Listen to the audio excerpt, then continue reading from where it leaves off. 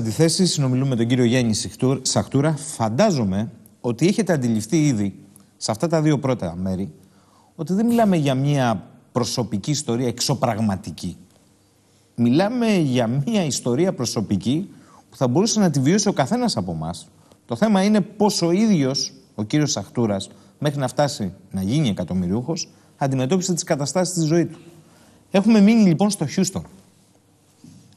Πέφτεται πάνω στη μεγάλη φούσκα των στεγαστικών, της Lehman Brothers, του χρηματιστηρίου, των τραπεζών γενικώς, στη φούσκα. Και τι γίνεται, καταραίει η εταιρεία, καταραίετε κι εσείς εκεί? Μεγάλη τρικυμία. Και όχι μόνο αυτό, πέσαμε και σε μια εποχή που ήταν και καλοκαίρι, που δεν μπορούσε να βρει η γυναίκα μου δουλειά σε σχολείο, μέχρι τον Σεπτέμβριο τουλάχιστον, και δεν είχαμε και πολύ χρόνο για να βρούμε μια εργασία. Ψαχνόμαστε παντού. Κατάρρευσε από όλες τις πλευρές. Μόλις είχαμε μπει στο καινούριο το σπίτι που το είχαμε πάρει μερικούς μήνες πριν, και ψάχνω τώρα για άλλα δικτυακά. Που ήταν η πιο γρήγορη λύση για μένα, γιατί είναι μικρό κεφάλαιο έναρξης, τουλάχιστον επαφές, γνωστοί και φίλοι. Και να μιλάω τώρα στους φίλους μου, τους φίλους μου, και να μου λένε: Γιάννη, πάλι τα ίδια. Πάλι άλλη εταιρεία. Πόσες φορές λέει, δεν έχεις κουραστεί? Δεν έχεις πάρει χαμπάρι ότι δεν δουλεύουνε? Λέω: ρε παιδιά, η δουλειά δουλεύει. Μερικές φορές λέω: εμείς δεν τη δουλεύουμε. Και μετά μου μιλάνε για ένα καφέ. Αρχές 2009. Πριν τον καφέ, θέλω να μου πείτε κάτι. Περάσατε άσχημα με αυτή τη δεύτερη κατάρρευση, προσωπικά, ναι, οικονομικά? Είχα πέσει σε ένα καναπέ. καναπέ. Ότι ζούσατε με δανεικά των δικών σας ανθρώπων, συγγενικών προσώπων? Και όχι μόνο συγγενειών. Να φανταστείτε, έπαιρνα τη μητέρα μου τηλέφωνο από την Αμερική. Λέω: μάνα. Στην Ελλάδα? Ναι. Είχατε σκεφτεί να γυρίσετε στην Ελλάδα? Όχι. Ποτέ. Παρά τα. Χωρίς επιτυχία δεν γύριζα ποτέ πίσω. Δεν γυρίζατε πίσω. Πεισματάρης, τελείως. Παίρνατε όμως τη μητέρα και τη ζητούσατε χαρτζηλίκι? Λέω: μαμά, ναι. Και είναι θοκιάσμα κιόλας. Από πού να πάρεις? Λέω: μαμά, ξέρεις, χαρά μου κάνα χιλιάρι, έχεις $1,000. Μου λέει: παιδί μου, λέει, πού να τα βρω $1,000? Θα κοιτάξω. Και έλεγε τον ξάλεφο, τον ένα, τον άλλο. Και βέβαια δεν ήταν κάθε μήνα. Μια-δύο φορές είχα ζητήσει κάτι δανεικά. Μετά ο Μπατζανάκης μου βοηθούσε, ο φίλος μου ο Θόδωρας βοηθούσε, ο άλλος βοηθούσε. Κάπου ξέρεις, αρχίζει και ντρέπεσαι, λες: πού θα πάει αυτή η δουλειά? Ψαχνόμαστε όμως για. Έκανε κάτι μικροσυμβουλές από εδώ από εκεί. Δηλαδή δεν κάθομουν στο περίμενε, είχα κίνηση συνέχεια. Μπήκα σε μια άλλη δικτυακή εταιρεία με κάτι βιταμίνες που είναι με το DNA το δικό σου. Ο κόσμος δεν το καταλάβαινε. Έπρεπε να πάρουν το σάλι από το μάγουλο για να κάνουν τις βιταμίνες. Ήταν να περιμένουν 3 μήνες. Ο κόσμος δεν ήθελε και άμα δουν, λέει, πιανούν το παιδί. Κάτι τρελά πράγματα. Και λέω: τώρα τι γίνεται? Περνάνε οι μήνες του 2008, πάει η κόρη μου στο σχολείο. Το αξίζει γνωστοί και φίλοι τσοντάρουν συνέχεια, πάρε λίγο. Πόσες φορές θα σε βοηθήσουν? Πόσες φορές θα σε δανείσουν? Και αρχές το 2008, Δεκέμβριος 2008, δεν κάναμε Χριστούγεννα. Δεν στολίστηκε το σπίτι. Αγόρασα ένα δεντράκι 2,5 μέτρο περίπου, που είναι ήδη ντυμένο με δωράκια πάνω, αυτά που πουλάνε στα μαγαζιά, με μπαταρία και με ρεύμα, απλά για να έχουμε το κλίμα. Το κλίμα τουλάχιστον.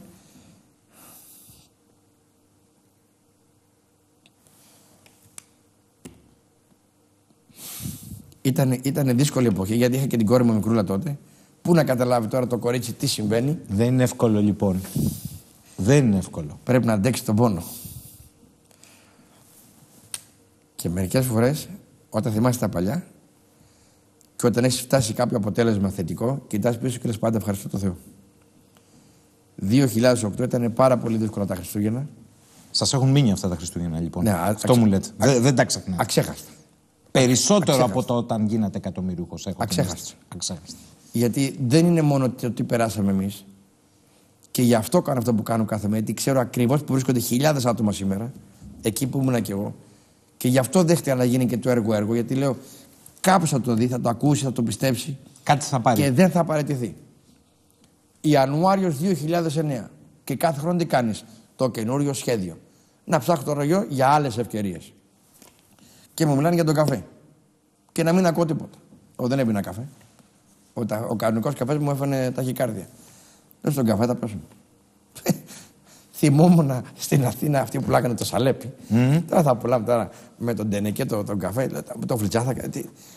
Άμα είσαι και μορφωμένο άτομο και έχει κάνει διάφορες επιχειρήσεις και έχει πάει από το, πολλές φορές και η περηφάνεια και ο εγωισμός δεν σου επιτρέπει να κάνεις ορισμένες εργασίες που τις βλέπεις μηδαμινές. Έλα όμως που περνάει ο καιρός, έλα που περνάνε και σφίγγουν τα πράγματα. Και μία μέρα τον Ιούνιο μου λέει κάποιος, είναι ένας εκατομμυρίουχος που εξαπλώνει ένα δίκτυο με καφέ. Λέω πάλι ο καφές. Αν μου είπε εκατομμυρίουχος ο άνθρωπος και έχει μου λέει το κατάλληλο λέει περφίλ, λέει ίσως λέει να είναι η ευκαιρία σου. Μόνο επειδή είπε ότι είναι εκατομμυρίουχος, λέω ας πάω να το δω τον άνθρωπο. Και επειδή είδα και που μένει στη διεύθυνση στο GPS, σε ποια περιοχή μένει, που είναι μια πολύ πολυτελέστατη περιοχή, λέω τουλάχιστον ας μην πάω. Απλώς ας φορέσω κάτι να δείξω τι είμαι και τέλος πάντων κάποιος. Και πάει ο Μπατήρης. Πάει ο Γιάννης Σαχτούρας, ο Μπατήρης όμως. Χωρίς φράγκο. Οι άλλοι δεν το ξέρουν, χωρίς φράγκο. Χωρίς δολάριο μάλλον. Χωρίς τίποτα. Ναι. Με ένα παλιό Jaguar. Ναι. Παλιό, 8 χρόνια παλιό. Και πάει στο σπίτι, στην πολυτελή βίλα ενός εκατομμυρίου. Και φοράω ένα Rolex ψεύτικο. Τουλάχιστον να πουλήσω και λίγο μου, τι έχουμε κάτι. Άκου τώρα σκεπτικό έτσι.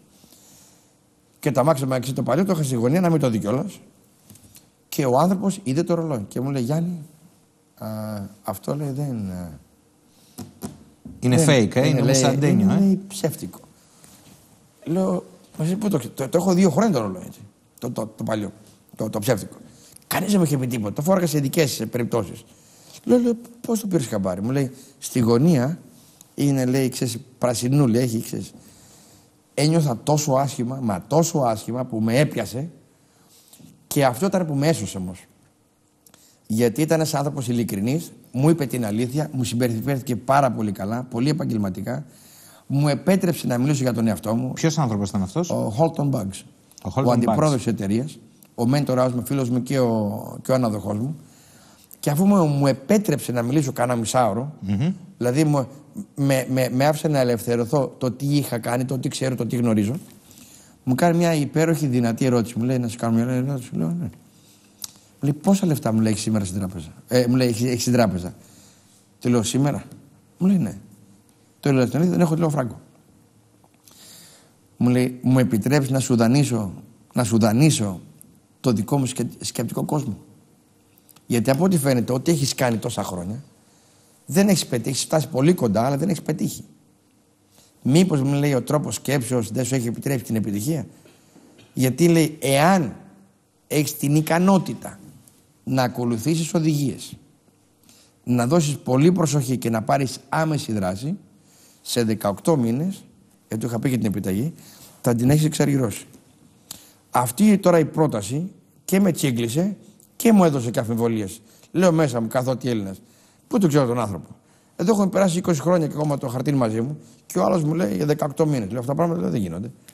Και με πιάνει το σκεπτικό μου και λέω τι σκέφτομαι τώρα. Γιατί βάζω αρνητική σκέψη. Και αποφασίζω να μπω στη δουλειά. Τα 3 πράγματα που μου είπε έτσι. Ικανότητα να ακολουθήσω οδηγίες. Καμία ικανότητα δεν είχα, γιατί τα ξέρω όλα. Να δώσω μεγάλη προσοχή. Δεν κατάλαβα τίποτα. Άμα στη δράση, αυτό το κατάλαβα. Και λέω, θα πάρω λοιπόν ένα κουτάκι καφέ. Είναι 3 πακέτα εμπορίου. $200, 500 ή 1500. Πού να βρω 1500. Παίρνω λοιπόν το μικρό το πακετάκι. Άμα στη δράση. Και λέω στη γυναίκα μου, βγαίνω από το σπίτι 2 η ώρα το μεσημέρι, Τετάρτη, 2 η ώρα το μεσημέρι.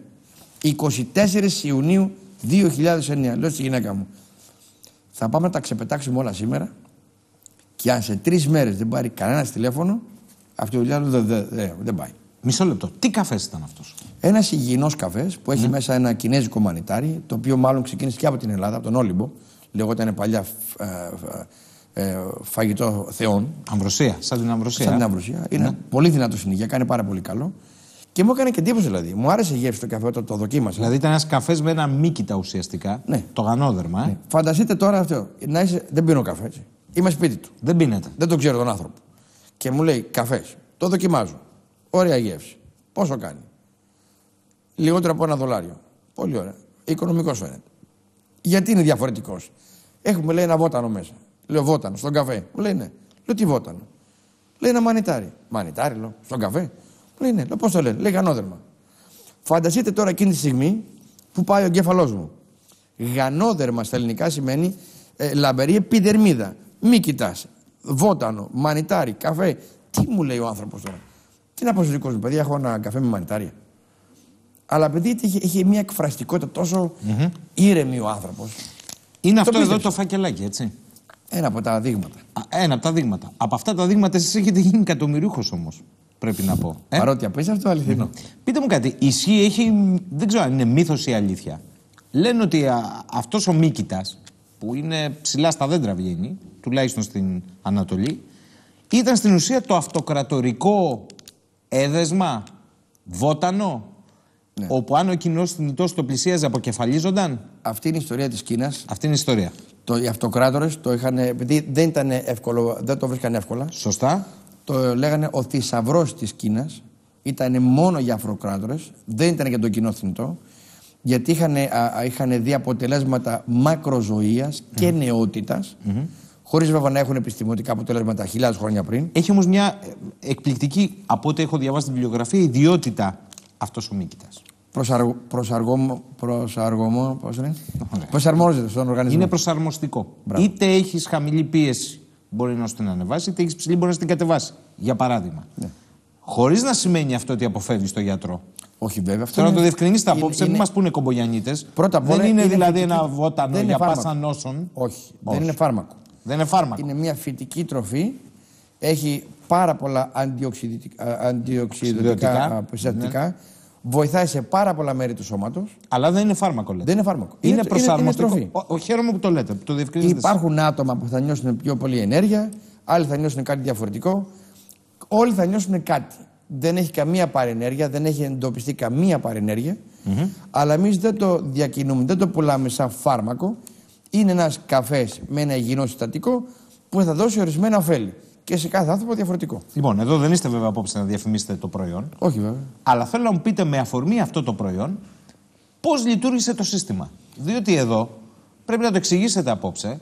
Μου λέτε δικτυακό marketing, ωραία, να πω εγώ. Αλλά θα σας πω ότι όλα αυτά που έχετε υποστεί, να το πω και λιγάκι πολιτικά, γιατί στην Ελλάδα πολιτικολογούμε το τελευταίο διάστημα. Υπάρχει και ένα αξιόλογο βιβλίο ενός συναδέλφου. Λέει: είναι ο καπιταλισμός ηλίθιε. Λοιπόν, τι είναι αυτό το δικτυακό marketing? Μήπως εδώ στείνεται μια πυραμίδα που μας την εμφανίζεται ωραία και καλά? Γιατί η Αμερική είναι και η γη της επαγγελίας, της ευκαιρίας, της αρπακτής, της γρήγορης, του αρπακτικού καπιταλισμού. Τι είναι αυτό το δικτυακό marketing? Πώς λειτουργήσε εδώ με τον καφέ? Θέλω να μου το πείτε. Και γιατί εσείς δεν είστε πυραμίδα ή αεροπλανάκι? Διότι και οι γείτονές μας οι Αλβανοί πυραμίδες από πυραμίδες, και η φούσκα των ακινήτων πυραμίδα ήταν από τη Lehman Brothers εν ολίγης. Γιατί εσείς λοιπόν είστε κάτι διαφορετικό? Θέλω να το εξηγήσετε, διότι ξέρετε, σε μια εποχή έκρηξης τεχνολογίας, ο κόσμος παγιδεύεται. Αν μπω σήμερα στο διαδίκτυο, όχι στο δίκτυο, στο διαδίκτυο, βλέπω χάπια για τη αισθητική λειτουργία, λοσιόν καταπολέμησης, εγώ έχω και φαλάκρα, της φαλάκρας, θα βγάλω μαλλιά. Όλα είναι κομπίνες όμως. Πείτε μου, ποια είναι η διαφορά? Μια μεγάλη διαφορά. Υπάρχει ένα προϊόν στη μέση. Το δικτυακό σύστημα marketing είναι εδώ και πάνω από 100 χρόνια. Είναι μια εταιρεία σαν εργοστάσιο που φτιάχνει κάποιο αλφα προϊόν. Στην περίπτωση αυτή είναι ο καφές. Μάλιστα. Έχουμε λοιπόν καφέ υψηλή ποιότητα, αράμπικα, με ένα συστατικό υγείας που είναι το βόρτανο, και δημιουργούμε ένα προϊόν το οποίο ο κόσμος το αγοράζει. Δεν υπάρχει ρίσκο, το πίνεις κάθε μέρα. Πρώτον. Δικτυακό marketing όμως είναι μια επιχείρηση marketing που βοηθάει και το εργοστάσιο να κάνει μια διανομή προϊόντος γρήγορα σε πολλά μέρη του κόσμου, ναι, χωρίς να έχει κεντρικά γραφεία, χωρίς να έχει τεράστιο προσωπικό, χωρίς να έχει πλασιέδες με μισθολόγηση και χωρίς να κάνει τεράστια διαφήμιση πουθενά. Δηλαδή χωρίς μεσάζοντες, χωρίς τίποτα. Χωρίς τίποτα. Απευθείας. Κατευθείαν στον πελάτη που μπορεί να γίνει και συνεργάτης. Έχουμε λοιπόν δύο επιλογές. Εάν σε κάποιον δεν τον ενδιαφέρει το επάγγελμα, ναι, η επιχείρηση, και θέλει απλά το ρόφημά του, αγοράζει το προϊόν, ναι, ή σαν κανονικός πελάτης και το αγοράζει λιανική, ή σαν εκλεκτός πελάτης, πληρώνει μόνο μία συνδρομή το χρόνο και αγοράζει όποτε θέλει μέσα από την ιστοσελίδα του πελάτου σε χοντρική τιμή. Τίποτα άλλο. Μάλιστα. Ο αντιπρόσωπος, ο ανεξάρτητος. Εσείς τώρα που συναντάτε τον ευεργέτη σας, όπως λέτε εσείς, δεν επιλέγετε να είστε ένας απλός πελάτης του ροφήματος, δεν τα πηγαίνετε και καλά με τον καφέ στην αρχή, μου είπατε. Επιλέγετε ότι θα κάνετε αυτή τη δουλειά. Πώς την κάνετε? την πρώτη μέρα που γράφτηκα στην εταιρεία και γράφτηκα γιατί ο άνθρωπος δεν έκανε το μοριό, γι' αυτό γράφτηκα πιο πολύ απ' όλα. Γιατί λέω, τουλάχιστον έχω κάποιον δίπλα μου που έχει βγάλει κανένα φράγκο. Παίρνω την κούτα λοιπόν και πάω και βρίσκω 19 γνωστούς στο Houston και του λέω: παιδιά, ξεκινάω μια καινούρια εργασία. Ναι. Δεν ξέρω πόσο καλός είναι ο καφές. Δεν έπινα ποτέ καφέ. Δεν μπορώ να συγκρίνω την ποιότητα. Και τους τον πουλάτε? Όχι. Του λέω: κοίταξε, δοκίμασε 2 φακελάκια. Απλά πες μου αύριο αν σου αρέσει ο καφές. Ναι. Και κάνουμε και μια ακόμα χάρη.